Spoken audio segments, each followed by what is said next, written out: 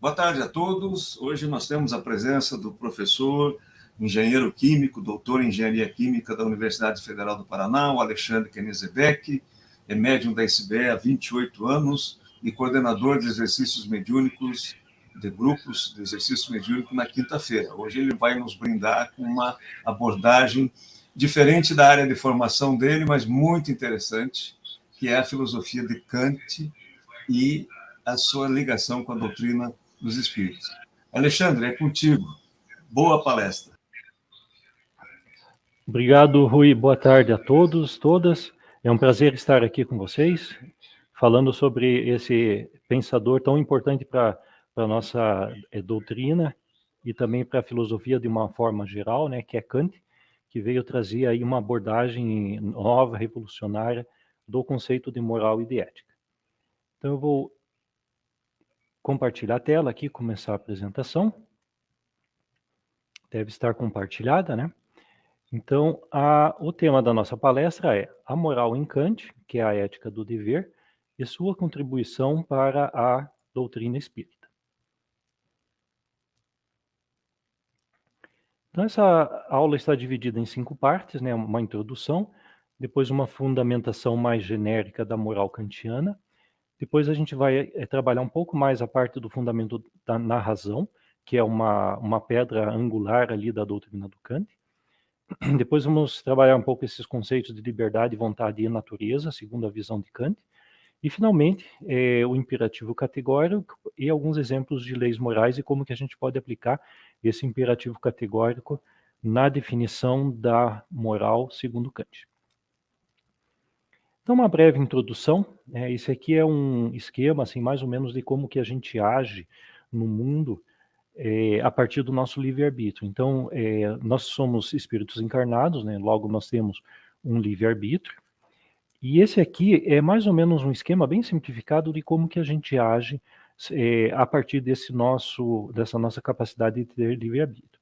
Nós podemos dizer, assim, simplificadamente, que nós estamos num certo estado, por exemplo, espíritos encarnados nessa época, nesse local, nessa espaço físico, no espaço do tempo, mas também todo o nosso conteúdo, tudo que nós já aprendemos, tudo que nós somos, né, define o estado atual em que nós nos encontramos.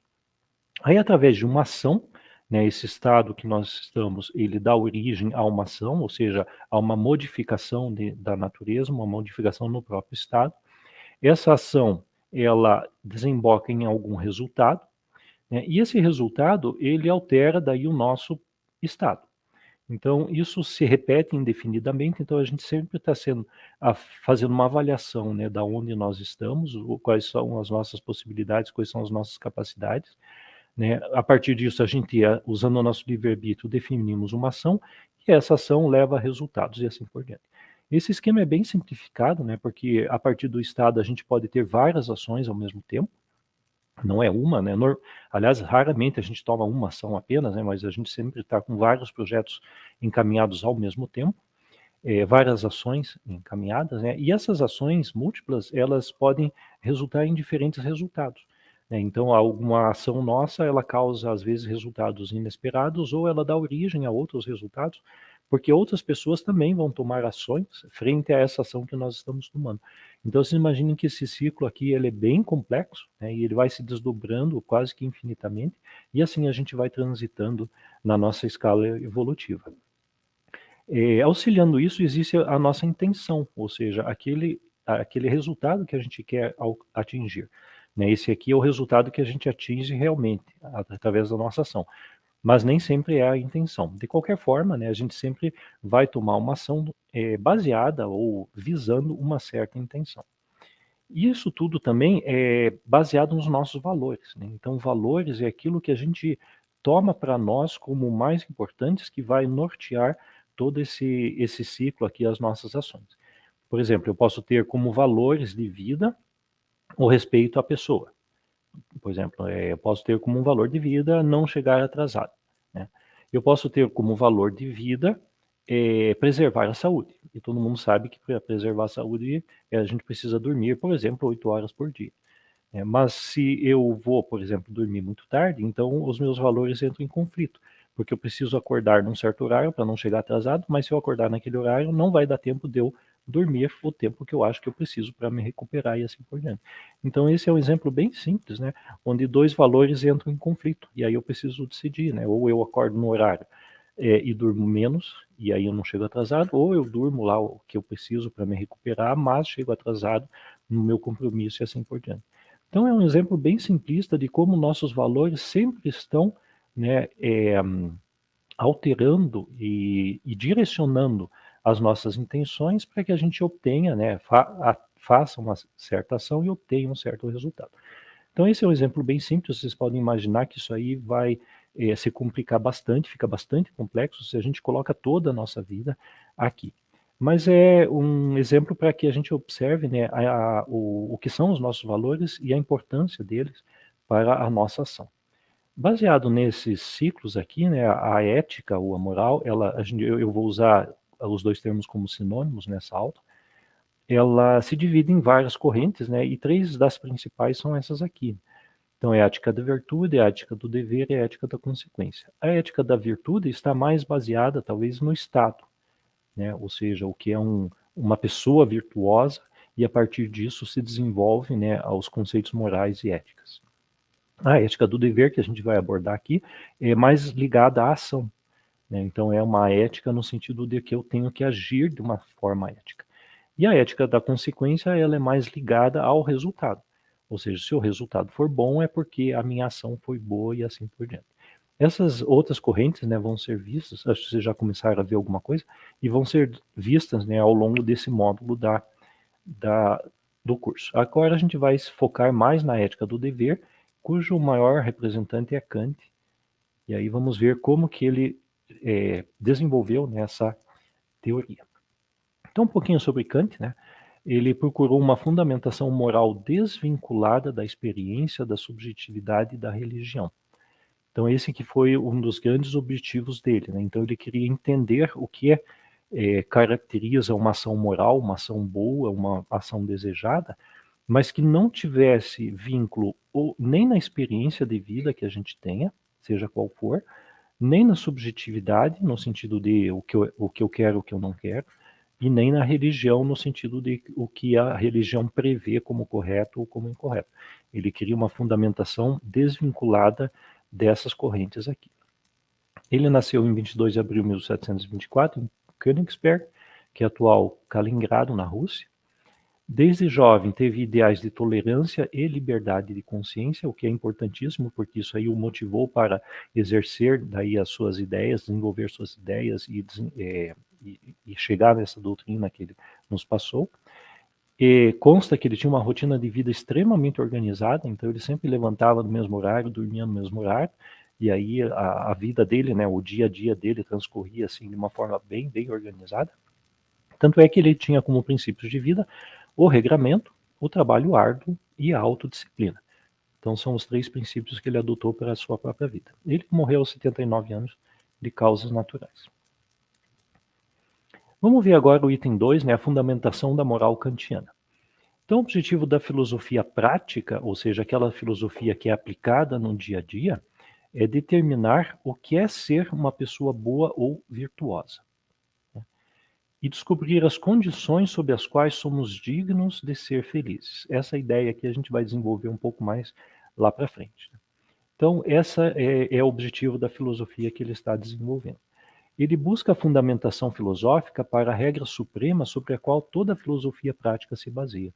Então, ele questionou no sentido de que existem várias regras práticas, várias regras morais, das mais variadas, abordando vários aspectos da nossa vida, mas de repente ele se perguntou, será que elas não estão baseadas num princípio maior, um princípio único, que ele chamou de regra suprema, e a gente vai ver mais tarde que ele chama de imperativo categórico? Essa regra seria tal que toda a filosofia prática se basearia nela. Ou seja, é a busca daquela regra universal, aquela regra única, que embasa todas as regras morais. Por exemplo, a gente sabe que não se deve ser desonesto. Mas qual é a fundamentação, né? Por que a gente não deve ser desonesto?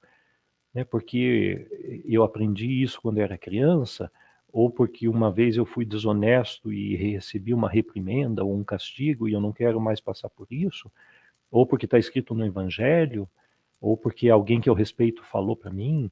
Então, qual é a fundamentação dessa regra prática? Ela deve ter alguma fundamentação maior que nos diga ou que nos conduza à ideia de que realmente ela é uma regra moral válida. E assim para todas as outras regras morais, né? Então ele procurou a buscar estabelecer o princípio supremo da moralidade, aquela regra básica que fundamenta todas as outras. É uma necessidade anterior ao de identificar e aplicar regras práticas de moralidade. Então, antes da gente aplicar regras de moralidade, como essa, não devo ser desonesto, ou não devo chegar atrasado, ou enfim, qualquer regra moral que a gente adote como verdadeira, antes disso, a gente deve procurar essa fundamentação, porque através dessa fundamentação, todas as outras regras vão ter sentido e elas vão se encaixar como desdobramentos dessa regra primeira, dessa regra anterior. E é o que se chamou de imperativo categórico, né? Então, imperativo categórico é essa regra básica em cima da qual, sobre a qual todas as outras regras derivam. E por que buscar essa fundamentação? Porque nós somos seres racionais. É preciso um esforço crítico que procura justificativas. Eu coloquei esse símbolo aqui para identificar aqui um ponto forte com a doutrina espírita, né? A doutrina dos espíritos nos diz que nós somos seres racionais, né? Somos espíritos encarnados, racionais, também somos emocionais e estamos encarnados no mesmo plano material, visando a evolução. Então, esse aqui é um ponto, por exemplo, da doutrina de Kant, que tem paralelo, né, ou faz a ponte com a doutrina espírita. Nós somos seres racionais, então as regras morais para nós não devem ser simplesmente dadas ou postas ou impostas externamente, porque seria, digamos assim, um contrassenso, né? Já que nós fomos criados como seres racionais, então a gente deve usar a nossa racionalidade para entender o que nos acontece, entender as opções que a gente tem, entender o que significa ter livre-arbítrio, e a partir disso, usando essa capacidade racional, tomar uma ação que esteja dentro do esperado, dentro de uma norma moral. Então, se a gente imaginasse o contrário, seria contra o princípio da doutrina, porque se a gente apenas aceitasse uma regra imposta de fora, a gente estaria abrindo mão dessa qualidade de sermos racionais. Então, segundo Kant, né, porque nós somos seres racionais, então nós temos a necessidade dessa fundamentação racional para o princípio da moral. Então, esse aqui é um ponto aqui que a doutrina, que a ideia dele bate com a doutrina espírita. Um exemplo bem recente agora, né, é liberdade de expressão, que está sendo bastante discutido, né? Então, isso é uma regra moral traduzida em leis e assim por diante, mas ultimamente ela tem sido bastante discutida, porque na aplicação prática observa-se que ela começa a conflitar com outras liberdades ou outras garantias, inclusive constitucionais, né? Como a garantia ao respeito, né, a garantia a não mentir e assim por diante, né? Então, está sendo um debate grande na sociedade, eu diria, né? Por quê? Justamente porque nós não conseguimos ainda, talvez, achar a regra básica que justifique essa regra, que seria derivada, né, da liberdade de expressão. Então, essa busca justamente gera esse conflito, né? Algumas pessoas acham que é de um jeito, outras acham que é do outro jeito, e com certeza a gente vai desaguar, espero que em breve, né, numa solução que seja universal e que conduza ao avanço, né, sobre esse ponto aqui, que é talvez um dos pontos em que a gente tenha que se debater. Então vejam que, né, a gente precisa, né, como seres racionais, sempre procurar a justificativa daquelas regras que a gente está seguindo. Kant é muito sistemático, né? Então, se a gente lê a obra dele, a gente vai ver que ele pega um conceito, ele vai desdobrando em outros conceitos, e esses outros conceitos ele, por seu lado, vai desdobrando, procurando a sua fundamentação. Então ele faz realmente uma obra muito coesa, né? E é bem bacana de acompanhar o pensamento dele por causa disso. Enfim, é filosofia né, aplicada, né? Por exemplo, ele fala muito sobre dever, né? Mas o que é dever para ele? Então, para ele, para Kant, dever é a motivação para o agir. é a necessidade de uma ação por respeito à lei. Então, a gente, segundo ele, né, existe uma lei, a gente respeita essa lei, né, e esse respeito à lei gera uma necessidade de uma ação. Então, a gente precisa agir conforme essa lei que a gente observa, que a gente respeita. Então, o dever para Kant é a motivação para o agir. Ou seja, a gente age, a gente toma qualquer atitude, inicia qualquer processo, motivado pelo dever, que é o respeito à lei. E o que é respeito, né? Respeito, isso aqui é muito interessante, né? É um sentimento despertado em nós pela observação de uma lei autoimposta. É um sentimento produzido pela razão. A gente costuma entender o respeito como externo, né? A gente sempre fala, tenho que respeitar os mais velhos, respeitar meus pais, respeitar uma autoridade, respeitar uma lei e assim por diante, respeitar uma norma. Mas no fundo, para Kant, o respeito não está fora, ele está lá dentro, né? Ele é um sentimento, ou seja, é algo que está dentro de nós, é um sentimento despertado em nós pela observação de uma lei autoimposta. Ou seja, a gente mesmo se impõe uma lei, ela não é imposta externamente, mas é a gente que acata essa lei, e quando nós respeitamos ou observamos essa lei, então surge em nós um sentimento que ele chama de respeito. Ou seja, é aquela alegria de a gente saber que nós estamos observando, ou conseguindo agir conforme um valor, uma lei que nós entendemos que é importante. Então vejam que é um conceito bem complexo e é uma forma diferenciada, né, de entender o que é respeito. E é um sentimento produzido pela razão, né? Ele sempre insiste muito nessa parte da razão. Ele não é um sentimento que surge ou brota do nada, mas ele brota pela razão, pelo processo racional. Em relação a dever, né, ele distingue aqui duas classes de dever, né? Existe o dever que ele chama ético ou da virtude, onde a motivação para agir deriva da própria ideia de dever, que é o que a gente estava vendo agora há pouco, né? Ou seja, a gente tem uma motivação para agir que é derivada da própria ideia do dever, né? Ou seja, a própria ideia de dever nos diz que nós temos que agir. Então são coisas assim bem linkadas uma com a outra. O dever ético exige de nós uma intenção que deve ser seguida e cultivada. Então, lembrando lá daquele esquema lá do início da aula, né? A gente age a partir de uma intenção. E essa intenção ela deve ser seguida e cultivada. Vejam que ele não diz que ela sempre vai ser seguida, mas que ela deve ser seguida. Então, existe uma liberdade para a gente seguir ou não. Mas, se é ético, se é um dever, ele deve ser seguido. E principalmente a palavra cultivada, ou seja, lembra uma coisa que não é inata, que está pronta e acabada, mas é uma coisa que nós mesmos vamos desenvolvendo em nós. Então aqui é uma outra ponte que a gente pode fazer com a doutrina. Como nós somos seres em evolução, não somos seres prontos e acabados, então nós estamos sempre melhorando. Então, para Kant, essa intenção boa, ela deve ser cultivada, deve ser melhorada, nós devemos nos esforçar para que a gente sempre possa melhorá-la e sermos cada vez melhores. Por exemplo, a intenção de sermos bondosos. Então, se a gente tem a intenção de sermos bondosos, boas pessoas, então a gente deve agir conforme essa intenção. Isso aí vai determinar quais regras morais a gente vai seguir, e essas regras morais vão determinar que a gente exerça alguma ação no sentido de completar essa intenção de sermos bondosos.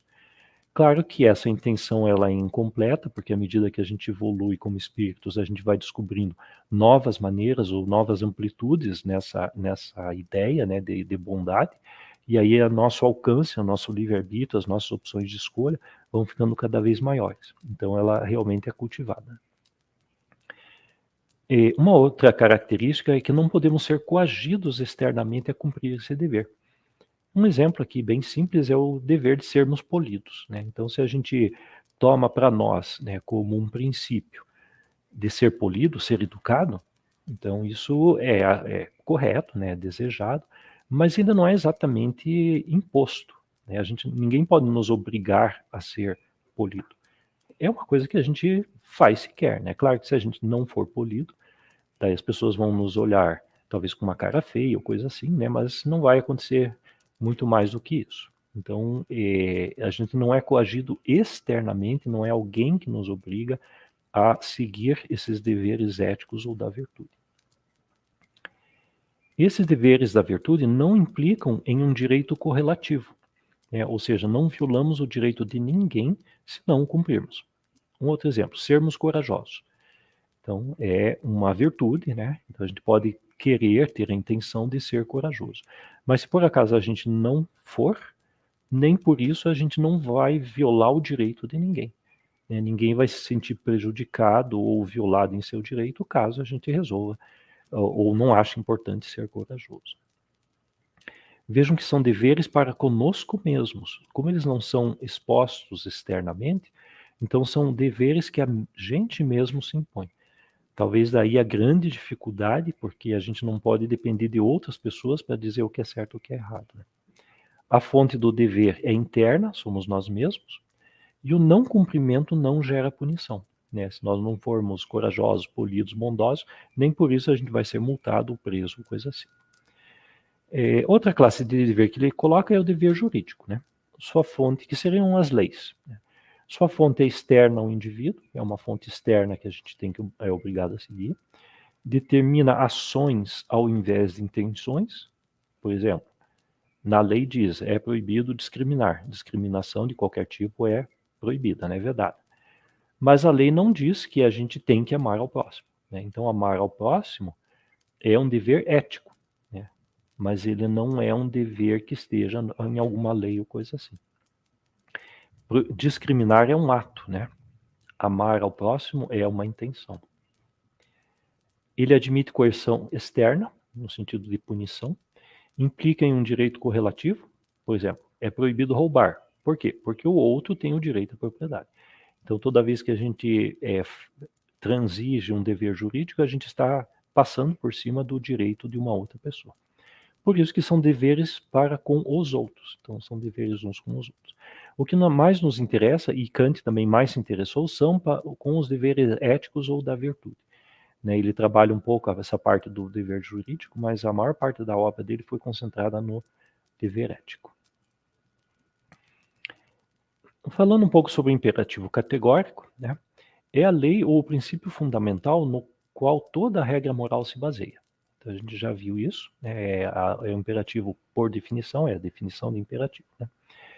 Serve para determinar o que é e o que não é nosso dever. Então, realmente é um filtro, é uma lei, é uma proposição, tal que, se tiver conforme o imperativo categórico, qualquer outra regra moral, então é o nosso dever, a gente deve fazer. Se ele não estiver no imperativo categórico, não é nosso dever, e aí a gente pode ou não fazer, né? É indiferente. Ele fundamenta-se no respeito à dignidade de todas as criaturas racionais. E aqui também tem uma ponte com a doutrina espírita, porque todos, nós somos seres racionais, mas não somos os únicos seres racionais, né? Como seres encarnados, né? A gente tem que imaginar que Kant fez a sua proposição, né, baseando-se num princípio de que a aplicação máxima seria o ser humano. Mas um aspecto muito interessante da obra dele é que ele não se limita aos seres humanos. Ele fala em naturezas racionais. Ou seja, ele diz que qualquer natureza que seja racional, ou seja, qualquer ser que tenha razão, que seja capaz de aplicar a racionalidade, ele tem uma dignidade e o respeito a essa dignidade fundamenta o imperativo categórico. Então, nesse sentido, ele também se fundamenta, né, vai de encontro à doutrina dos espíritos, porque a gente entende, né, que não somos os únicos seres racionais, né, como espíritos encarnados. Um ser tem dignidade devido à sua racionalidade ou razão prática. Então, novamente, aquela ideia de encadeamento de conceitos, né? Quando ele fala aqui em dignidade, mas o que é dignidade? Então, ele diz que um ser tem dignidade devido à sua racionalidade ou razão prática. Então, ele usa os dois termos como sinônimos, né? Como um ser ele é um ser racional, simplesmente pelo fato dele ser um ser racional, ele tem dignidade. Tá?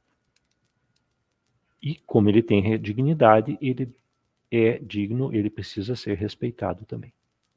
Mas o que é racionalidade? Daí ele desmiuça aqui. Racionalidade ou razão prática é a faculdade da livre vontade ou autodeterminação. Novamente, uma ponte forte aqui com a doutrina dos espíritos, quando a gente coloca como pedra fundamental o livre-arbítrio ou autodeterminação. Ele chama de livre vontade ou autodeterminação. E realmente ele tem toda a razão quando ele linka os dois, porque quando a gente tem um livre-arbítrio ou livre vontade, a gente tem a capacidade de fazer escolha entre duas ou mais opções. Só que para fazer essa escolha, ela não é aleatória, né? A gente não escolhe de qualquer jeito ou na moeda, cara ou coroa. Mas a gente faz o quê? Um processo racional para que a gente consiga distinguir, né, ou dentro do nosso alcance possível, qual é a melhor opção.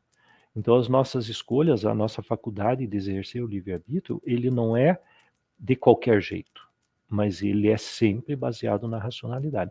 Então, se a gente for parar para pensar, né, a ideia de ser racional e a ideia de livre-arbítrio estão altamente linkados, de maneira que a gente não pode imaginar um sem imaginar o outro. E outra ponte que a gente também, para nós, é importante, né, é que racionalidade não é inteligência, sapiência ou cultura. Então não tem nada a ver com se a pessoa é mais inteligente ou menos inteligente, com o nível de estudos que ela tem, ou com a sociedade, a cultura em que ela se criou. É simplesmente o ser racional, independente da sua condição, das suas condições, da onde ele veio. O imperativo categórico é universal em relação a 2 pontos. Então aqui ele coloca que isso aqui que o imperativo é universal, ou seja, ele se aplica universalmente. Assim como uma lei universal, tipo a lei da gravidade, né? Ela vale universalmente, né? O imperativo categórico é universal em relação ao objeto de sua aplicação. O respeito pela dignidade aplica-se imparcialmente a todas as naturezas racionais. Ou seja, esse respeito que a gente deve ter, ele deve ser aplicado a todas as naturezas racionais. Não importa a condição, não importa quem seja, não importa qual a forma que aquela natureza racional está naquele momento, né? Uma vez que ele é racional, então nós temos que ter respeito, né? E ele se aplica o imperativo categórico. Todas as naturezas racionais são dignas de respeito.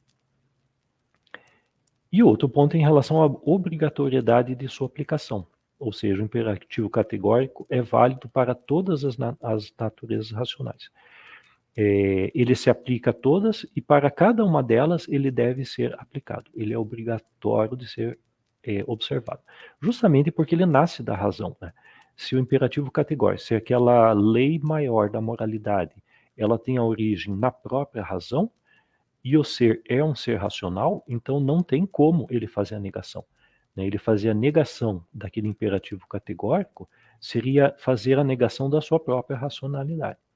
Né? Ele pode não seguir, como a gente vai ver para frente. Né? Se ele vai seguir ou não aquela regra, é uma escolha que ele vai fazer. Mas que ele deve racionalmente entender e aceitar que aquela regra é válida, isso ele vai fazer porque ele é um ser racional. Caso contrário, isso aí iria contra a sua própria racionalidade. Mas o imperativo categórico não necessariamente comanda todas as naturezas racionais. Ele é um imperativo apenas para naturezas racionais imperfeitas, pois uma natureza racional perfeita está em pleno acordo com seu dever, logo não necessita de um imperativo. Então, esse aqui também a gente pode fazer uma ponte com a doutrina dos espíritos, né, porque como nós somos espíritos em evolução, nós não temos ainda muito claro, muita certeza de como é o imperativo, ou seja, como essa regra se aplica no nosso dia a dia. Daí o nosso desafio de tentar aprender, às vezes a gente acerta, às vezes a gente erra e assim por diante. Né? Então, para Kant, né, ele imagina uma natureza racional que fosse perfeita, ela não precisaria desse imperativo, porque ela estaria em pleno acordo com seu dever. ou seja, para ele, né, o exemplo máximo de perfeição é aquela natureza racional que está de acordo com o seu dever, ou seja, que simplesmente faz as coisas que tem que fazer, sem precisar ficar pensando se é certo ou se é errado. Ela já sabe, pela sua própria natureza, que aquilo é certo. Se temos o dever de realizar uma ação, somos necessariamente obrigados a realizá-la. Não há espaço para vontade ou discricionalidade. Então, isso aqui é uma regra, eu acho que é uma das maiores dificuldades, né, que nós temos para aplicar. Ou seja, se nós temos um dever de realizar uma ação, então nós somos obrigados a realizá-la. Né? Não há espaço para vontade, eu quero, não quero, agora não, deixa para mais tarde, ou discricionalidade. Não é para mim, é para o outro, ou eu já fiz a minha parte, ou alguma coisa assim, né? Qualquer condição. Por exemplo, se a gente acha uma carteira no chão, né? Se o certo é procurar o dono da carteira e devolvê-la, então não importa se a gente quer fazer isso ou não quer fazer isso, ou se a gente está com pressa, ou sem tempo, ou vai ser muito difícil, ou enfim, se é nosso dever procurar o dono ou empregar o máximo possível que a gente tenha, todas as ferramentas que a gente tem à mão, para que ela chegue de volta ao seu dono, então nós temos que fazer isso, simplesmente. Não há espaço para querer, né, ou para ficar colocando condições. Por isso que eu acho que é difícil, né, porque é complicado. A gente sabe que pela nossa própria natureza, nem sempre a gente age conforme o nosso dever. Para Kant, né, a razão é o fundamento de toda a moral. Então, a filosofia prática kantiana é originária na razão. O imperativo categórico não se baseia na experiência, nem na natureza, nem na religião. Então, para isso foi muito claro para ele, né, porque a experiência é particular de cada um, a natureza ela é condicional, né, porque ora é de um jeito, ora do outro, e as religiões nem todas concordam entre si. Né? Então, por exemplo, todo ser humano deseja felicidade. Logo, devemos fazer aquilo que nos traz felicidade. É uma posição típica dos epicuristas. Né? É uma forma de deduzir uma regra moral. Devemos fazer aquilo que nos traz felicidade. Seria uma regra moral, né? Só que baseada no empirismo. Todo ser humano deseja felicidade. Então, esse aqui seria um exemplo de moralidade baseada no empirismo, né? Ou seja, no estudo de casos, né? No estudo da natureza humana. Por que isso é complicado? Porque nem todo ser humano deseja felicidade. Né? Pode ser que existam seres humanos que não desejem a felicidade, ou que desejam uma felicidade diferente daquela que a gente acha que é a felicidade. Então, quando a gente começa a basear a moralidade no empirismo, depende muito das pessoas que a gente vai observar, né, do comportamento e assim por diante. Não que seja errado, né? Existem correntes filosóficas baseadas, né, nesse estudo aqui. Mas, para Kant, não é a origem da razão, a experiência. Nem na natureza, né? Por exemplo, o ser humano é um ser vivo. Logo, devemos preservar nossa própria vida. Então, essa regra moral, devemos preservar nossa própria vida, não é errada, em princípio. Mas é porque nós somos uns seres vivos? Ou seja, existem pessoas que pensam assim, né? Como nós somos vivos, né? Como é a nossa condição, então é a nossa obrigação preservarmos a nossa vida. Com certeza é obrigação preservar a nossa própria vida, mas não porque nós somos seres vivos. Porque isso aqui seria uma moralidade baseada na natureza. Nós somos seres vivos dessa forma. Né? Se a natureza tivesse, a evolução tivesse nos encaminhado para uma forma diferente, a gente teria uma forma diferente. Enfim, essa natureza, né, ela depende muito da condição atual do planeta que nós estamos e assim por diante. Então, para Kant também não é a regra, a origem da moral. Perdoar os nossos inimigos, né, está no Evangelho. E é uma verdade, uma regra moral, né, mas é uma moralidade baseada na religião. Então, para Kant também não justifica, ela não é a base dessa regra moral, né? A religião não é uma base válida, porque poderia ter outras religiões com outras bases e assim por diante, né? E principalmente porque essa imposição seria uma imposição religiosa, ela seria imposta externamente, né? Não seria algo que a gente poderia aderir, digamos assim, de pronto, ou aderir se não fosse a religião que nos dissesse. Ou, em outras palavras, se isso não tivesse escrito, então a gente estaria desobrigado de fazer isso aqui.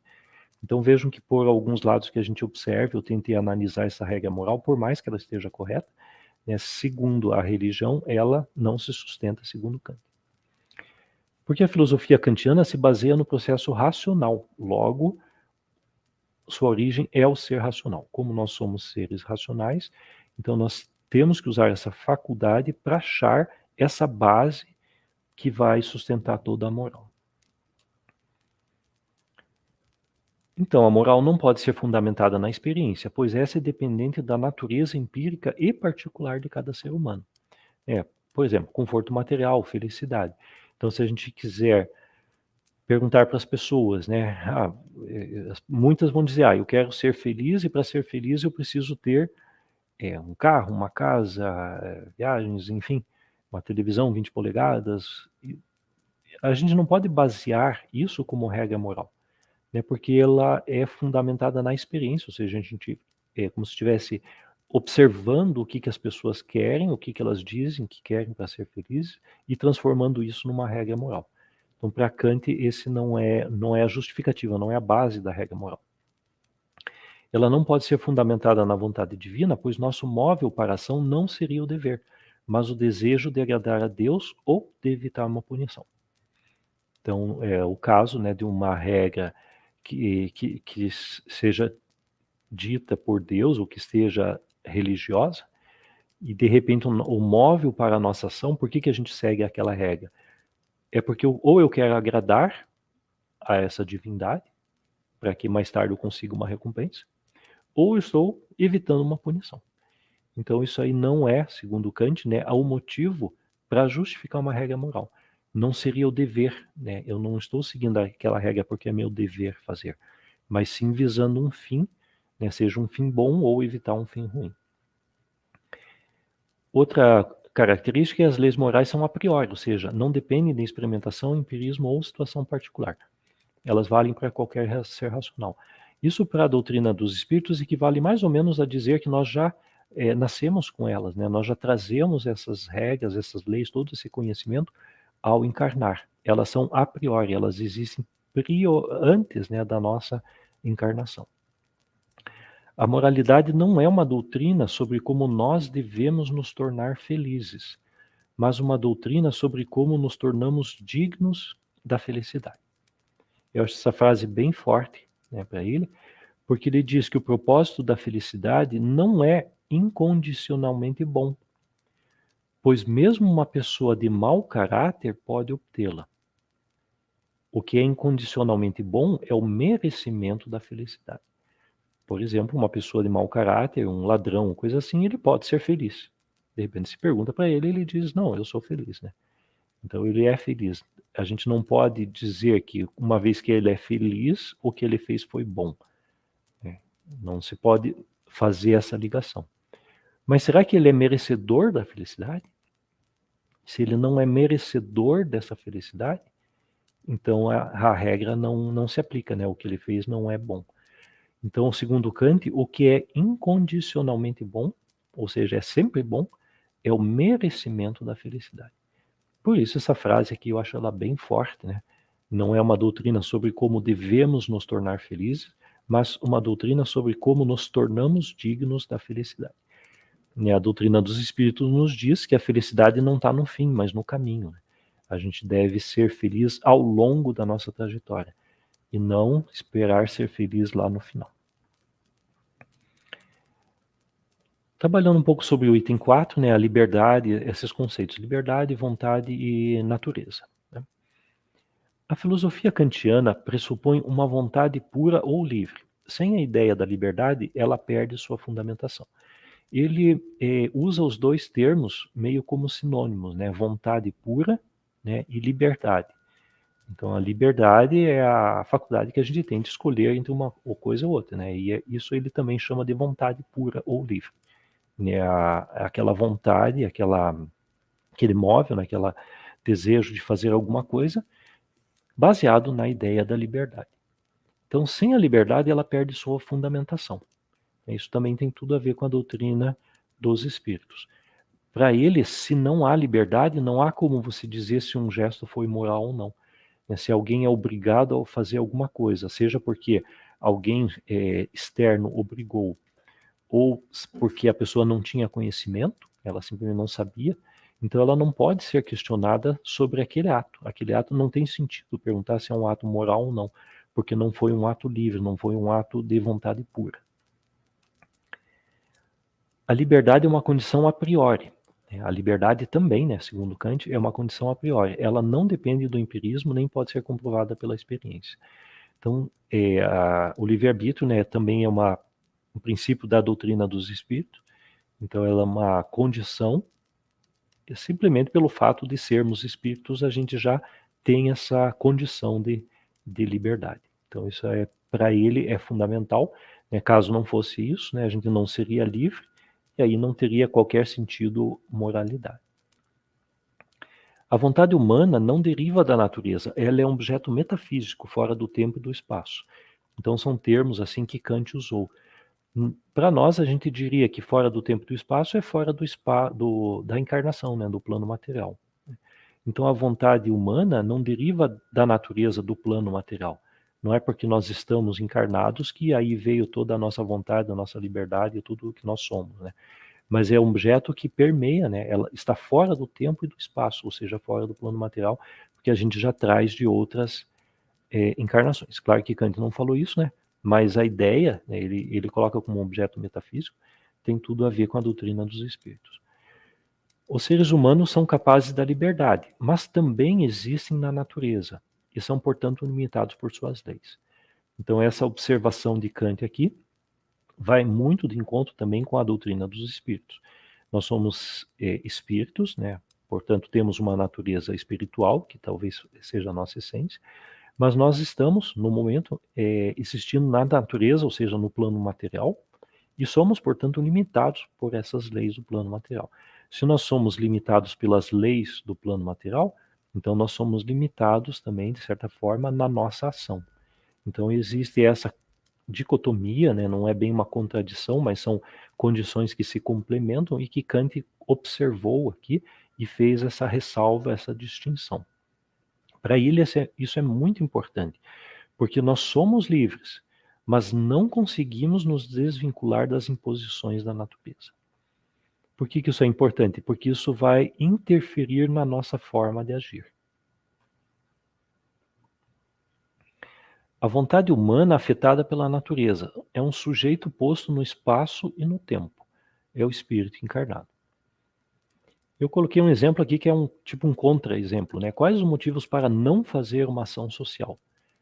Quais os motivos para eu não ir num grupo, não ir junto com alguém que está fazendo uma ação social, ou não separar as roupas que eu não uso mais, e assim por diante.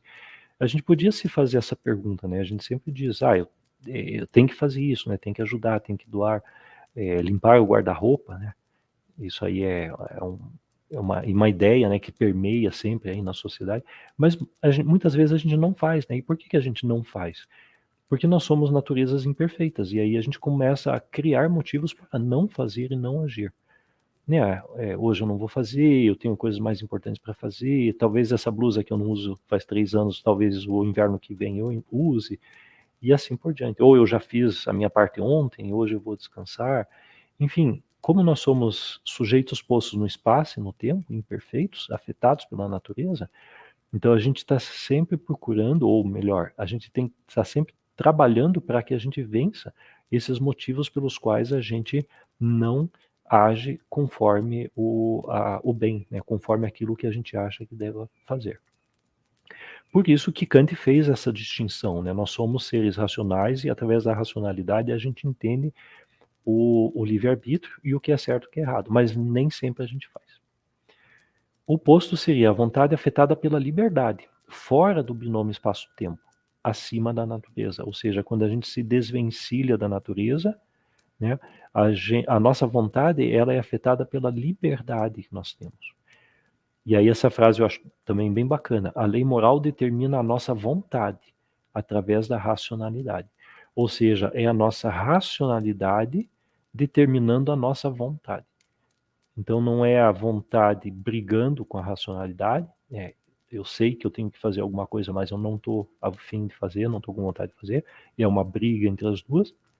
Mas quando a gente conseguir, né, essa racionalidade ela vai determinar a nossa vontade, de forma que eu vou querer fazer aquilo que eu preciso fazer. E aí é um ponto evolutivo bem interessante a ser alcançado. Então, apesar de sermos capazes de uma ideia de moral pura, precisamos de motivação para agir conforme a lei moral, ou seja, algo que nos faça sair da zona de conforto e né, agir. E precisamos saber aplicar a lei moral nos casos concretos. Por exemplo, dar esmola. Né? Dar esmola é uma máxima ou uma ação moral boa, né? Mas em certos pontos ela é questionável. Né? Aquela ideia do, em vez de dar o peixe, ensinar a pescar. Então a gente não deve dar esmolas, porque as pessoas têm que aprender, digamos assim, a pescar. Né? Mas, por outro lado, se a pessoa está passando necessidade, está passando fome, como é que ela vai fazer isso? Então, vejam que é um caso em que a lei moral não é tão fácil de ser aplicada. Quando a gente pega essas leis morais, vai para casos concretos, então a gente começa a pensar, né, mas será que é o certo? Será que é o errado? O que é o certo? O que é o errado? Justamente porque somos seres imperfeitos. Por isso, Kant justifica a necessidade dessa lei, desse imperativo, que vai nos orientar, nos ajudar nessa análise. Né? Afinal, por que é preciso o imperativo categórico? Nós temos um conhecimento moral comum, que é um conhecimento intuitivo que vem do discernimento. Né? A gente diria dentro da doutrina que é um conhecimento pré-existente que a gente já traz de outras encarnações. Intuitivamente ou através de todo o conhecimento ao longo da nossa trajetória evolutiva, a gente já sabe mais ou menos o que é bom e o que é ruim. Normalmente a gente sabe, né? Mas nem sempre a gente sabe por quê. Não, é difícil explicar. A gente sabe que é errado, mas não sabe exatamente por quê.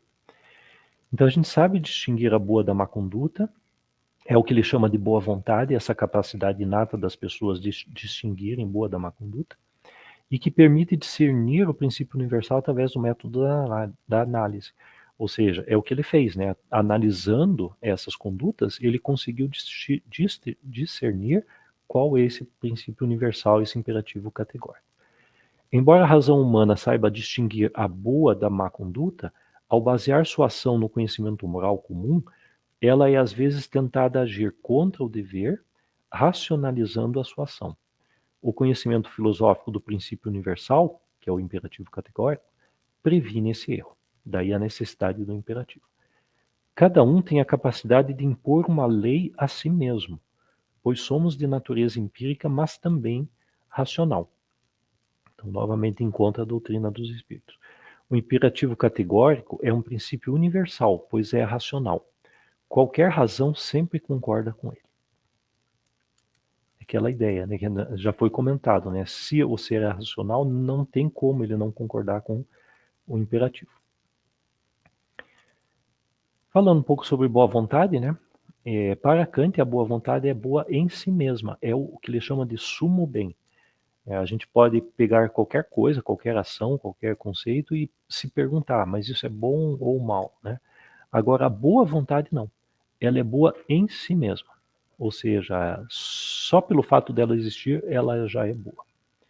Uma boa vontade é incondicionalmente boa, não devido ao que ela efetua ou obtém, mas tão somente pelo querer. Simplesmente porque ela existe, porque ela quer alguma coisa, isso já é bom por si só. Independente do resultado, né? Lembro lá daquele ciclo lá no início da aula, né? Independente do resultado, né? Se há uma boa vontade, ela já é moralmente válida. O que a motiva não é a busca pela felicidade. ela não é uma ferramenta para a felicidade, pois pode inclusive limitar ou interferir na obtenção da felicidade. Aí eu lembrei daquela frase do irmão Grimm, só descansa quem se cansa, né? Ou seja, a gente descansar é bom, né? Mas para descansar, primeiro a gente precisa se cansar. Então, e cansar, obviamente, normalmente não é o que a gente deseja, né? Mas de repente a boa vontade nos comanda a agir, a nos cansar, a sair da zona de conforto, a nos colocar sob tensão, sob exaustão e assim por diante, e depois a gente descansa, né? Então a gente só é merecedor da felicidade, ou seja, descansar, após nos cansarmos. Mesmo a pessoa virtuosa é vítima de injustiça, falta de ética e sofrimento.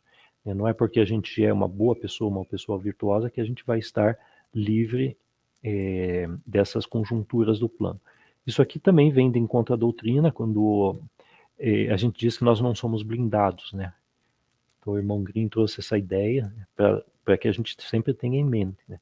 Nós não somos blindados, então temos que estar sempre atentos, né? Podemos sofrer injustiça, falta de ética e sofrer dores, né, no plano material. Isso faz parte da nossa trajetória, do nosso desafio. Uma boa vontade age por respeito à lei e ao dever, e não à vontade. Então ela age porque ela respeita a lei e o dever, e não pela vontade. Por exemplo, se agirmos pela felicidade, nossa ação é motivada no empirismo e não na razão. Apesar de termos a liberdade, não devemos basear nossa escolha nesse propósito. Porque de repente aquela felicidade que a gente está buscando não vai nos trazer a felicidade ou vai causar infelicidade de outros, né? Não deve ser o móvel final, o nosso objetivo final, sermos felizes. Mas a gente deve agir conforme a lei moral para que a gente seja digno de atingir essa felicidade. E no item 5, né, finalmente, qual é o imperativo categórico e as leis morais, né? E existem várias formulações que Kant nos traz para o imperativo categórico. Essa é uma delas, né, talvez uma das mais conhecidas. Eu nunca devo proceder de outra forma, senão de tal modo que eu também possa querer que a minha máxima deva tornar-se uma lei universal. Ou seja, a minha máxima, aquilo que eu acho que é importante e que eu adoto para mim mesmo, eu posso querer que ela seja universal. Ou seja, se ela vale para mim, ela tem que valer para todas as outras pessoas. Esse aqui é a formulação do imperativo categórico, ou seja, aquela regra básica tal que, se aquela lei moral, se aquela máxima, né, se aquele princípio moral, eu puder querer que ele valha para todos, que ele se torne uma lei universal, então ela é válida, ela é correta. Agora, se eu não quero que ela se torne uma lei universal, ou seja, ela é boa, mas só para mim, daí ela não é dentro ela não respeita o imperativo categórico, logo não respeita a racionalidade. Essa aqui é a máxima que todo ser racional, né, deve entender caso reconheça, né, o imperativo categórico. Por exemplo, devo preservar minha própria vida. Essa é uma máxima moral que passa nesse crivo aqui, né? Porque não sou só eu que devo preservar a minha própria vida, mas eu posso desejar que todos queiram preservar sua própria vida. Kant trabalha muito com o oposto, né? Porque se nenhum de nós preservar a própria vida, então isso acaba com a humanidade, né? É um perigo iminente, né? De acabar com a própria raça humana, e aí acaba o sentido de tudo, né? Uma vez que nós existimos como raça humana, então a gente deve preservar a própria vida, não só cada um de nós, mas todos nós, né? Ele é universal, uma máxima universal, porque sem ela, né, o oposto dela, admitindo o oposto dela, iria contra a própria humanidade. Segundo Kant, né, são 4 motivações para o agir. Por que a gente age?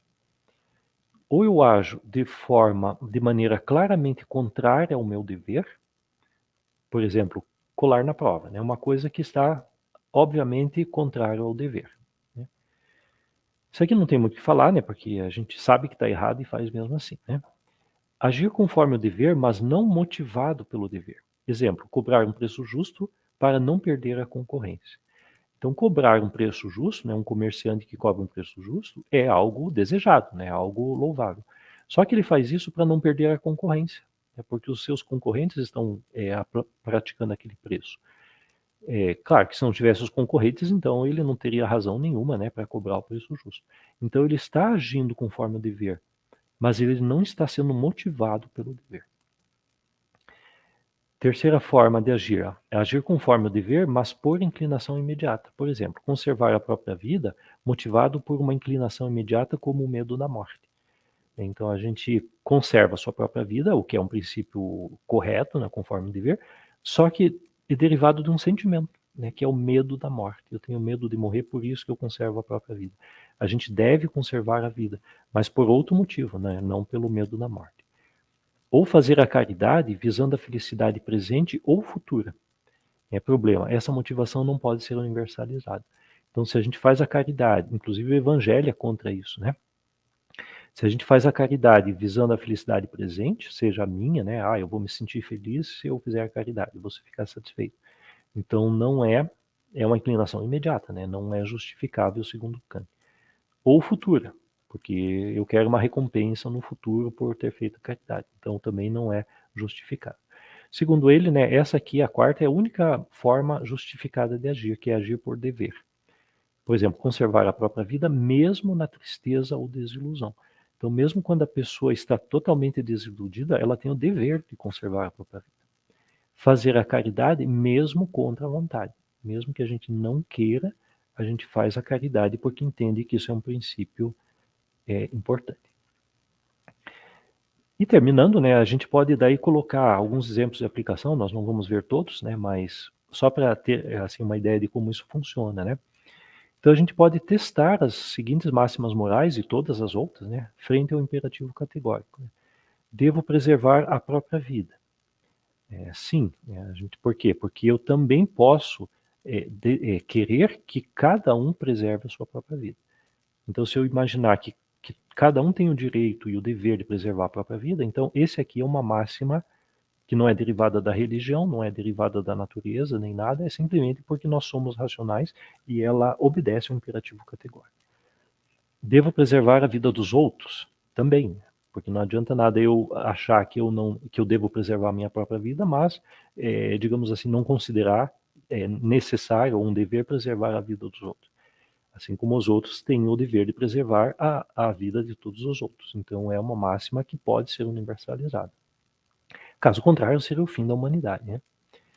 Devo preservar a vida de todos os seres vivos. Aqui daí já começa a não, né? Porque se a gente lembrar, por exemplo, da alimentação, se eu me alimento de um ser vegetal, né? Ou se eu tomo antibiótico, então isso aqui já não bate, né? Então não é uma máxima que está lá dentro do imperativo categórico. Devo assegurar minha própria felicidade. Aqui Kant é interessante, né? Porque apesar de ele nos alertar várias vezes que a gente não deve fazer as coisas visando a felicidade, mas assegurar a própria felicidade para ele é uma máxima moral. Por quê? Porque se eu ficar infeliz, eu vou ter muita dificuldade de transitar, de inclusive aplicar as outras leis morais. Então, à medida que eu asseguro a minha própria felicidade, eu gero condições para poder viver bem. E vivendo bem é algo desejado. Né? Então, aqui ele faz meio que uma redenção, né, dessa ideia de felicidade. E assim por diante, né? Devo ampliar minha liberdade? Então, eu posso desejar que todos ampliem a sua liberdade? Ou seja, é ótimo eu ser feliz, ser livre, mas eu estou pronto para assumir que os outros também podem ser livres, independente da minha vontade. Devo prover meu próprio sustento, né? Ou seja, eu posso admitir que cada um deve prover o seu próprio sustento, é uma máxima universal. Devo falar sempre a verdade. Esse aqui é muito controverso, talvez seja uma das mais controversas, né? Devo falar sempre a verdade. Para Kant, sim, né? A gente sempre deve falar a verdade. Mas há bastante controvérsia em relação a isso aqui. Devo preservar a qualidade de vida e assim por diante. E fechando aqui, fazendo uma ponte com a doutrina, né, a filosofia moral de Kant é uma abordagem da ética baseada na racionalidade, como a gente vai ver. Existem outras doutrinas morais baseadas em diferentes abordagens, como vai ser visto aqui nesse curso. Né? Como espíritos encarnados, somos seres racionais e emocionais, sujeitos à experiência da pluralidade do plano material. Então, nós entendemos na doutrina, né, que nós não somos apenas seres racionais, mas somos seres emocionais também. É o que se chama de ser integral. Estamos sujeitos à experiência da pluralidade de um plano material. Então, a parte da emoção também, para nós, deve ser importante além da razão. As limitações e os desafios do plano material são importantes ferramentas para o nosso desenvolvimento. Não são algo que a gente deve lamentar ou querer fazer com que elas desapareçam. Mas, pelo contrário, a gente deve aproveitar as limitações e os desafios para promover a nossa evolução. Não existe a resposta, né, ou a verdade, mas existe a verdade alcançada na pluralidade ao longo do processo evolutivo. A doutrina espírita representa a potencialização do ser na busca da evolução. Todos nós somos seres evoluindo, mas dentro da doutrina espírita há uma potencialização dessa evolução.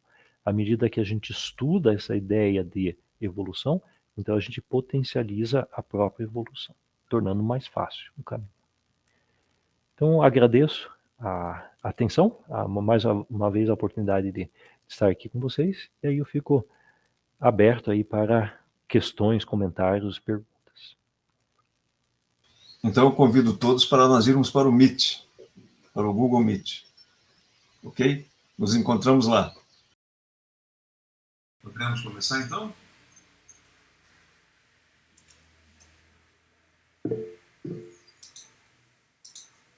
A Cristiane pediu a palavra, depois a Rosângela. Eu não tenho nenhuma pergunta, porque eu acho que Kant respondeu todas. Deu conta de tantas questões, né, humanas, assim, do espírito. A única coisa que me recordei, assim, de um... Eu não sei onde é que eu li isso, eu achei que traduz muito, né? É que nós não nascemos prontos, nós temos que construir a nossa humanidade de alguma forma, né, na filosofia. E é interessante que me ocorreu assim, como esses caminhos, né, de orientação são tão complexos e difíceis para o ser humano, né? Encontrar essa verdade interna, fazer a prática, a ação, passa pelo pensamento livre também, que Kardec traz, né? Que a gente não seja levado. Então, enfim, são muitas reflexões, só para colocar aqui. Obrigada, professor, muito bom.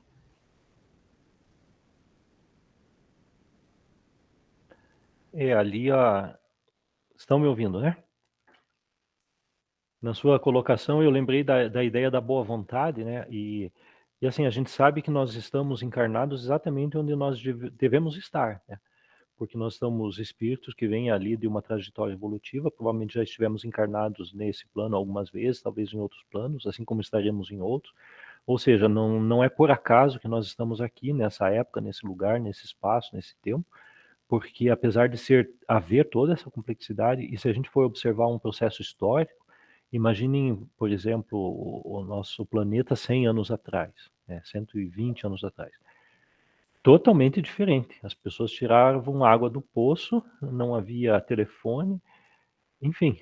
Né, o meu pai conta que ele pegava o ônibus lá na rua o bonde, na Avenida Kennedy, para vir para o centro, para poder comprar as coisas no centro da cidade.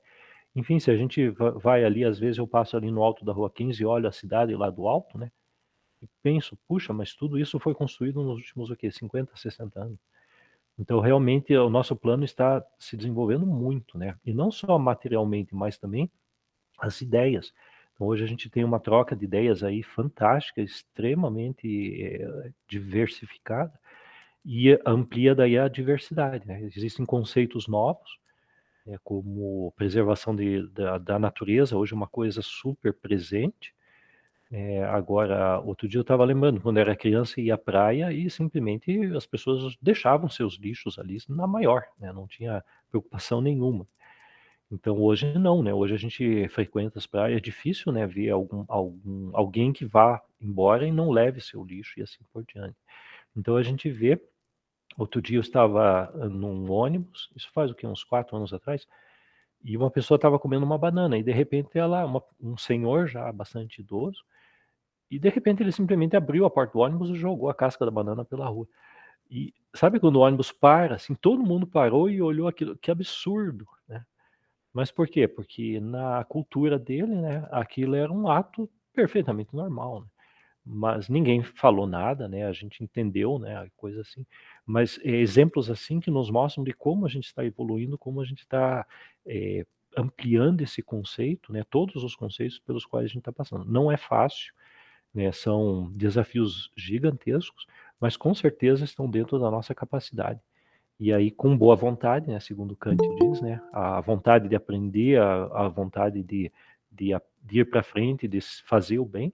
Então a gente com certeza vai conseguir chegar lá, cumprir bem a nossa missão aqui. Rosângela. Oi, boa tarde. Eu estou assim também, acho que igual a Cristiane, né? Pensando assim a sua aula, né? Acho que traz assim um monte de questionamentos e enfim. E eu fiquei aqui pensando nessa questão da razão, né? Que ele coloca muito essa questão da razão. Ele tem até um livro, né? Que acho que é Crítica da Razão Pura. E eu fico pensando assim: será que nem todos vão, né, por esse caminho? Se a gente pensar, né? Nos dias atuais, você vê assim, um exemplo, eu fiquei pensando nisso, uma pessoa vai, né, pegar dois exemplos assim bem fortes, uma pessoa vai e joga uma bomba, e a outra vai e pega uma margarina no supermercado para a família, né? E como é que eu posso, que peso que eu dou para esses atos, né? Como é que eu posso avaliar? Porque existe também a formação, existe quem é essa pessoa, a história de vida, todas essas questões que a gente traz. Mas aí eu fico pensando, né? Como que eu vou avaliar isso, né? Pela razão, porque aquela pessoa tá certo, para ela aquilo é certo. Ela tem uma justificativa para, né, para soltar aquela bomba, para fazer toda aquela prejudicar, matar, enfim. Para ela aquilo é como se fosse uma coisa normal. Ela não está colocando, onde que fica essa razão, né, que Kant coloca nesse sentido. Porque você vê, assim, coisas, eu não sei se eu sou, assim, tão otimista, porque eu vejo coisas, assim, que você fala, não é possível que isso ainda está acontecendo, né, nos dias de hoje, e eu fiquei me perguntando muito isso.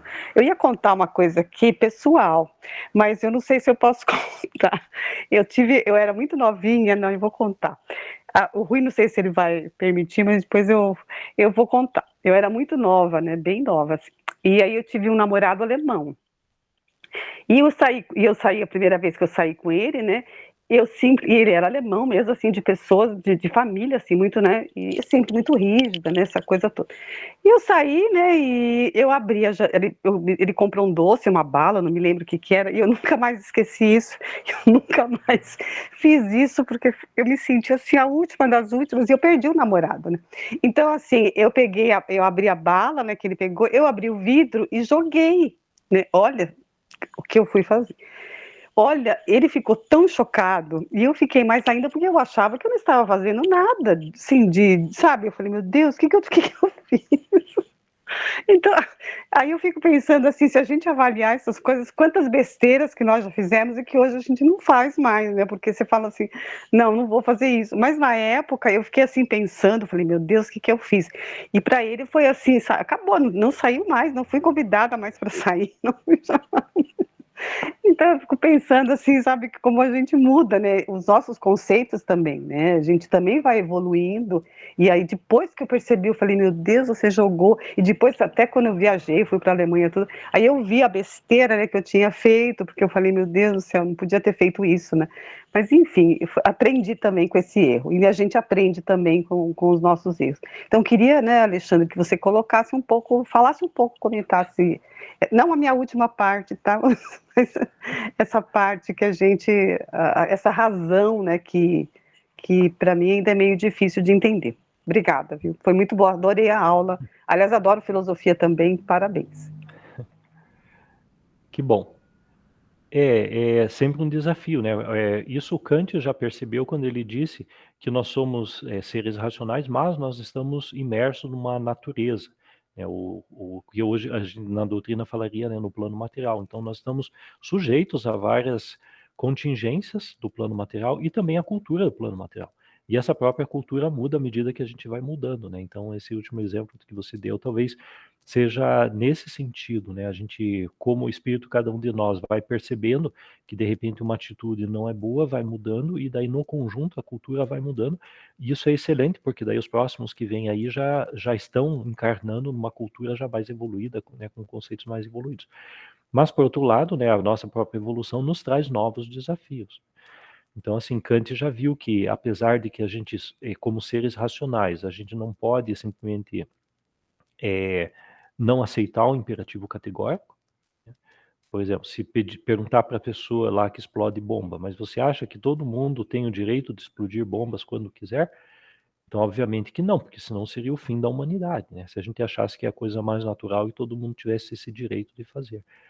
Então, a pessoa não, essa ideia, né, de soltar bombas não passa, né, pelo crivo do imperativo categórico.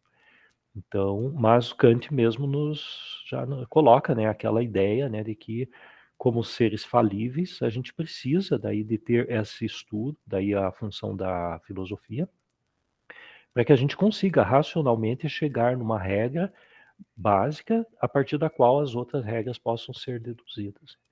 E Kant ele pega muito nessa parte do racional, bastante, né? Aliás, quase que 100%, né, no racional. Mas, como eu coloquei lá no fim, né, nós não somos apenas seres racionais, né? Nós somos seres integrais que temos a nossa parte da emoção e assim por diante. Por isso que a gente não abraça qualquer ramo não só o Kant, né, mas qualquer ramo da filosofia da moral, a não ser como mais uma ferramenta para que a gente possa achar o nosso caminho dentro dessa diversidade e dessa complexidade. Né? Existem outras abordagens morais, existem algumas bem recentes, outras bem antigas, e assim por diante, mas aí eu diria que é nosso dever conhecer o melhor possível, porque à medida que a gente estuda Kant, estuda Aristóteles e assim por diante, a gente vai observando outras formas de ver, de agir, e dentro desse conhecimento amplia o nosso livre-arbítrio, a nossa capacidade de escolher. Quando a gente só tem duas opções, nossa capacidade é mais reduzida, mas se a gente conhece 4, 5, 6 opções, então a chance da gente fazer uma boa escolha é bem maior. Então, de certa maneira, né, a gente não pode fechar nesse sentido, né, de que existe a verdade, a resposta final, mas que essa verdade, essa busca está sempre em processo, sempre em construção. Isso, de certa forma, é um alívio, não justifica as nossas falhas, né, não desculpa as nossas falhas, mas, de certa forma, tira da gente aquele peso, né, na consciência, porque nós somos falíveis, né, e o próprio Evangelho prega a humildade como uma virtude a ser cultivada. Então, à medida que a gente se entende e se enxerga, né, como falíveis, então isso torna mais fácil a nossa caminhada.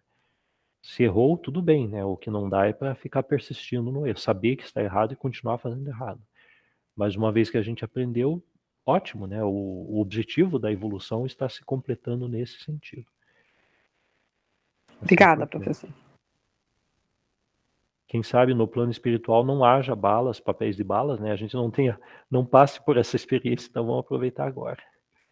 Esqueça esse exemplo, tira, apaga, não sei se alguém está gravando. Por favor, tira esse exemplo. Mas eu achei ótimo. Tá, obrigado. Por outro lado, esse papel de bala pode ter te salvado de um relacionamento difícil. Pois é, vai sabendo. Mas que eu aprendi nunca mais, né? Mas o plano material, no plano encarnado é assim, né? A gente está sempre errando e assumindo, né? Todos nós, né? Quantas vezes a gente já faz coisas que hoje se envergonharia de falar, né? Mas faz parte.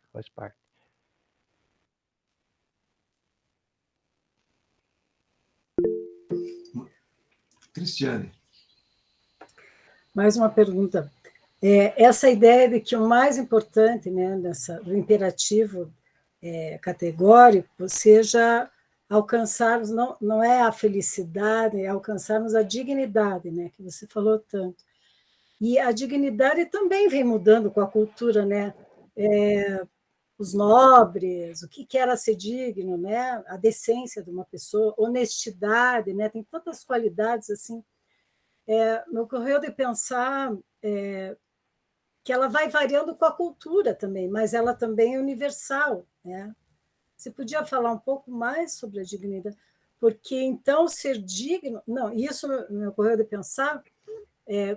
a gente percebe uma pessoa íntegra, né, que eu acho que é uma palavra, talvez possa usar, quando alguém tem essa dignidade construída, né? Ela é sólida, consolidada no ser, e isso é muito forte. E eu acho que isso é importante do que olhar para querer ser outras coisas, né? Talvez seja um caminho que traga mais luz mesmo, seja esse. Né? Sim.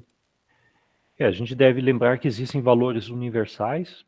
A gente poderia talvez colocar a dignidade dentro de um valor universal, mas os valores, eles são apreendidos por nós de uma forma imperfeita, porque nós somos imperfeitos, nós ainda estamos em processo de evolução. Então, o que você falou está super correto, ou seja, o próprio conceito, não é o conceito de dignidade, mas como se aplica, como a gente vê a dignidade, vai variando à medida que a gente vai evoluindo. Assim como todos os conceitos, né? Talvez se a gente pesquisar o que era ser uma boa pessoa 200 anos atrás, seja diferente do conceito do que a gente entende ser uma boa pessoa hoje.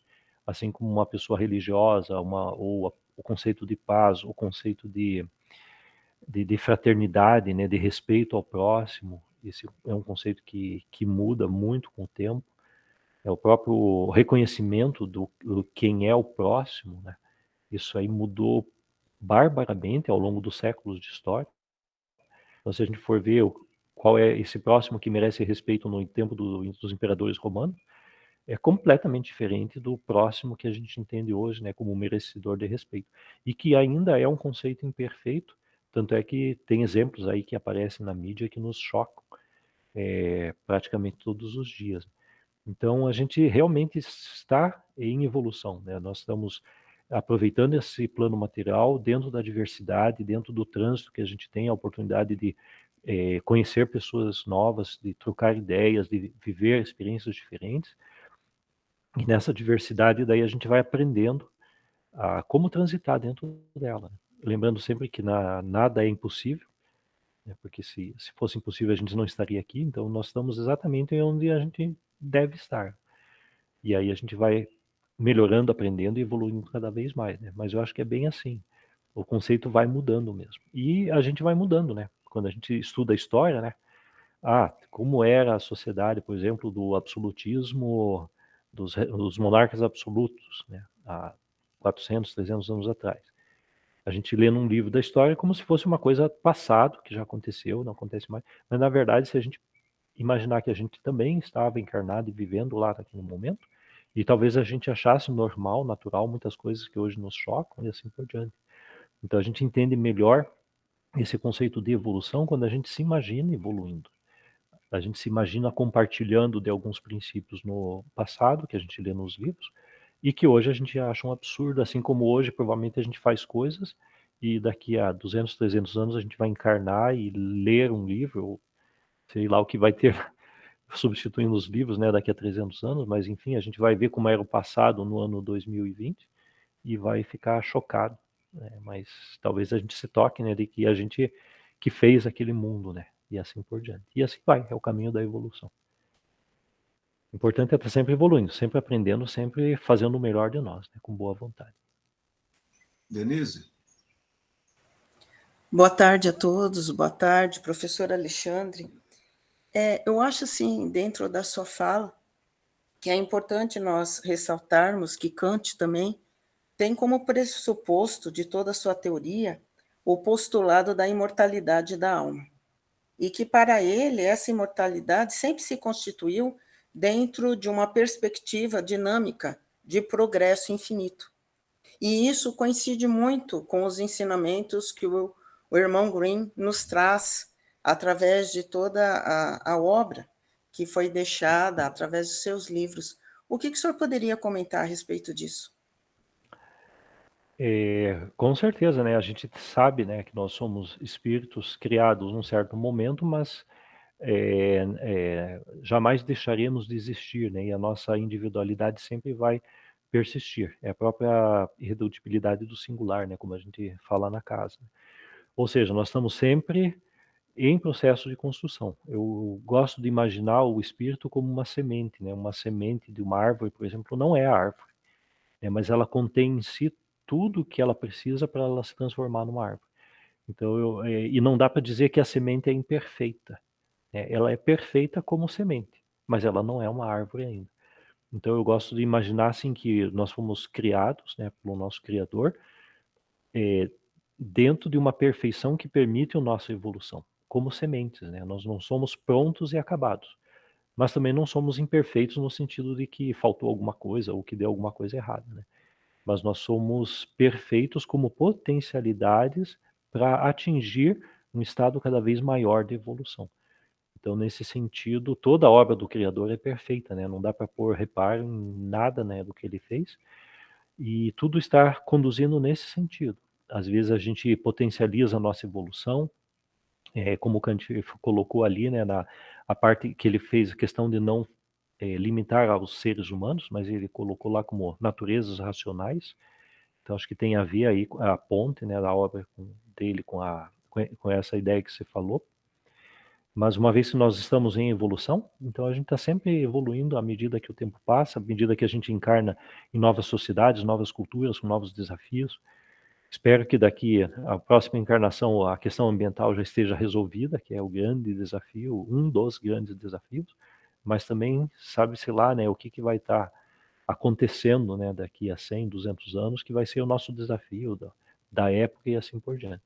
Então, esse estudo da história é bom porque nos permite observar que a gente realmente está evoluindo, né?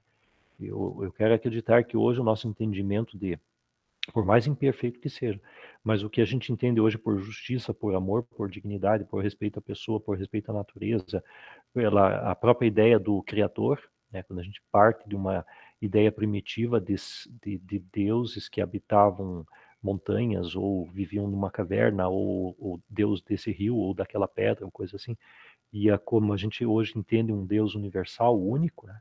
Então vejam o quanto a humanidade já caminhou nesse entendimento. Então todos os aspectos que a gente possa ver, nós estamos caminhando, nós estamos evoluindo. Mas claro que hoje nós temos desafios, que nem globalização, que sequer eram pensados há 100 anos atrás, né? Não existia simplesmente essa ideia. Então, são os desafios de cada encarnação. O importante é estar sempre atento, né? Ir em frente e dar o melhor possível. Não ter como objetivo ser feliz, porque isso é um objetivo que a gente só vai alcançar quando chegar lá, ou seja, por definição a gente seria infeliz durante toda a caminhada, mas a gente tem que tentar fazer o melhor de nós, porque daí a gente vai ser feliz ao longo da caminhada. Ser feliz dentro da ideia de saber que a gente está evoluindo, está progredindo, está fazendo aquilo que o Criador planejou para nós, né, que é a evolução. Então nós estamos sempre evoluindo, e à medida que a gente entende isso e potencializa a nossa evolução, e nisso a doutrina nos ajuda bastante, então a gente passa a aproveitar melhor essas oportunidades do plano material, de tudo que nos cerca. Toda vez que a gente levanta de manhã e respira e faz a sua higiene, faz parte do plano material. Quando a gente sai na rua e encontra as pessoas, conhecidos ou desconhecidos, faz parte do plano material. Então tudo são encontros, são experiências que nos dignificam e nos prontificam a ir em frente. Certa vez numa aula o irmão Grimm falou assim, que ele disse assim: os senhores não têm ideia do quão importante a rotina é na sua vida. Então essa rotina que a gente faz todo dia, né, que é típica do plano material, né, levanta, escova os dentes, lava o rosto e assim por diante, né, essa rotina, segundo ele, para nós como seres é extremamente importante para nossa evolução, ou seja, é uma necessidade pela qual a gente tem que passar aqui nesse plano. E dentro dessa rotina, dentro dessa estrutura de vida rotineira, daí a gente vai fazendo as coisas diferentes, né? Afinal, nós somos seres criativos, a gente nunca faz a mesma coisa, né? Todos os dias, a gente está sempre fazendo coisas diferentes, mas a rotina também é um desafio, né, desse plano material. E assim por diante. Então, em qualquer aspecto que a gente possa ver, a gente está sempre aprendendo. E se a gente abrir os olhos e entender isso, daí a gente potencializa imensamente, né, essa chance de estarmos aqui. Obrigada, professor. Mais alguém?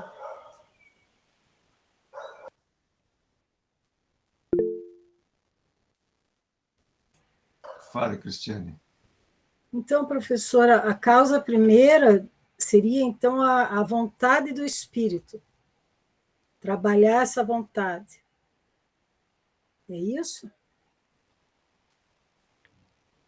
Segundo o Kant, né, a ideia primordial que ele coloca é a boa vontade, né?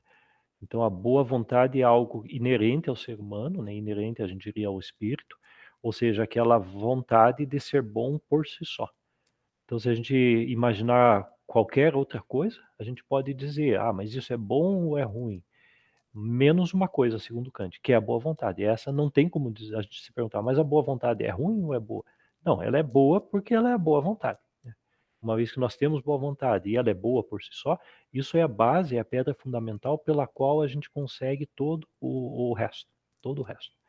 Quando a gente tem boa vontade, a gente começa, é como se a gente ficasse em prontidão para começar a agir no mundo. Quando a gente faz as nossas escolhas, a gente, através da boa vontade, a gente procura fazer a melhor escolha. Se não fosse a boa vontade, a gente faria qualquer escolha. Qualquer coisa estaria bom, né? Serviria. Mas, através da boa vontade, a gente simplesmente não consegue fazer isso. A gente, é como se a gente fosse obrigado por nós mesmos, pela nossa própria natureza, a procurar o melhor, né? Entre aquelas opções que nós temos, né? Através da boa vontade, a gente vai procurar a melhor opção.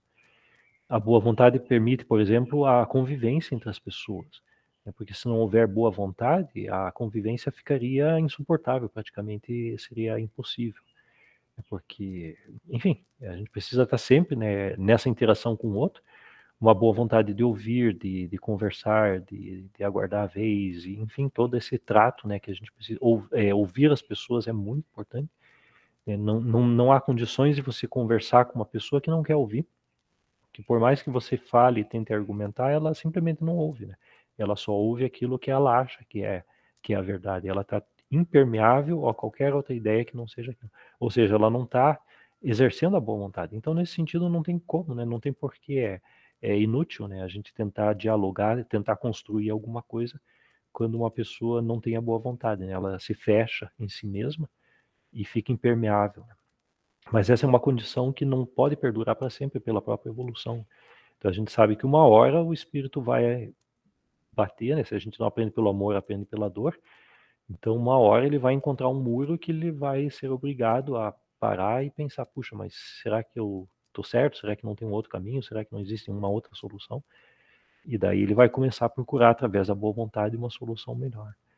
Então realmente, para Kant, a boa vontade é o início de tudo, né? É o que dá o start, né, a toda essa evolução, a toda a pesquisa, a toda a busca, toda a capacidade da gente melhorar, a gente se construir, a gente deixar o mundo cada vez melhor.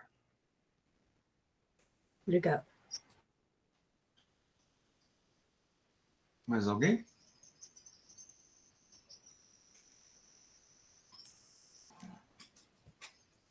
O que eu acho interessante, Alexandre, na filosofia de Kant é a proximidade dele com, como você já demonstrou, né, com os fundamentos e os princípios doutrinários espíritas. Ele resume numa frase que ele declarou certa vez, né, duas coisas me surpreendem profundamente, né? O céu sobre a minha cabeça, ou seja, o universo, e a lei moral dentro de mim. Então, ele vai ao encontro exatamente da concepção da lei moral que está na doutrina, né? Como você disse, nós temos uma lei moral que é substantiva, mas a nossa percepção, ela é histórica, é espaço-temporal, né? Por isso que nós temos pelo menos 3 revelações, né? Moisés, Cristo e a terceira revelação, com uma codificação de Kardec, mas são 3 revelações da mesma lei moral, né? Só que atualizada no tempo e no espaço, quando a humanidade atinge possíveis diferentes, né? Então, eu acho que Kant, sem o saber, já era espírita. Com certeza.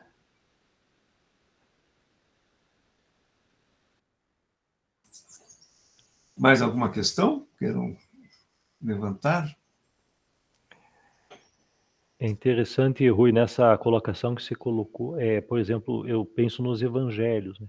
Eu acho que Jesus foi muito feliz da forma que ele colocou, porque ele não chegou, digamos assim, a explicar as coisas, né? Ele coloca suas histórias, suas máximas, suas parábolas, mas ele deixa a explicação e a interpretação por conta de nós, né?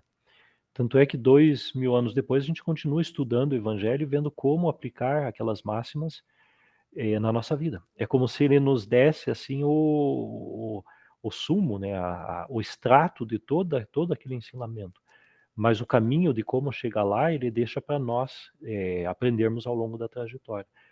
Se ele talvez tivesse colocado uma coisa mais fechada, talvez não teria um alcance, uma amplitude tão grande quanto a forma, né, como ele colocou e ele nos deixou. Então a gente está sempre reinterpretando porque nunca é fechado, né? Ele é sempre aberto. À luz de novos conhecimentos, né, com toda a tecnologia que nós temos hoje, a gente continua estudando o Evangelho e como aplicar o amor ao próximo, o respeito, o dai a outra face, o óbolo da viúva e assim por diante, né? Todas essas histórias, né, a figueira seca, que são super atuais. Então é bem o que você falou, né? As revelações que nos trazem nortes, assim, de tempos em tempos, mas nos deixam daí com a tarefa de entender por que aquilo é desse jeito, né? E como que a gente pode se tornar merecedor, digamos, da felicidade de ser daquele jeito. É muito bacana, eu sempre admiro, né, a forma como o Evangelho foi escrito. Isso parece que é um padrão dos grandes pontuais, né? Porque o Irmão Grimm é a mesma coisa. Você não tem no Irmão Grimm, nos cadernos, nas aulas, conceitos fechados. Ele traz matrizes e nos cabe desdobrar, né? Ele não desdobra. Você pode perceber em todas as aulas, ele trazia essas matrizes e nós tínhamos que ir atrás, porque você saía da aula com a impressão de que entendeu, mas precisa aprofundar, precisa conhecer, precisa pesquisar, e é o que nós sempre fizemos, né? E até, por exemplo, a continuidade do NEP, os cursos que o professor Raul dá, o próprio CAD, que nós estamos hoje aqui, tem essa função, né, de fazer o desdobramento dessas matrizes, trazendo em face do nosso possível uma compreensão, né, um desdobramento, efetivamente, né?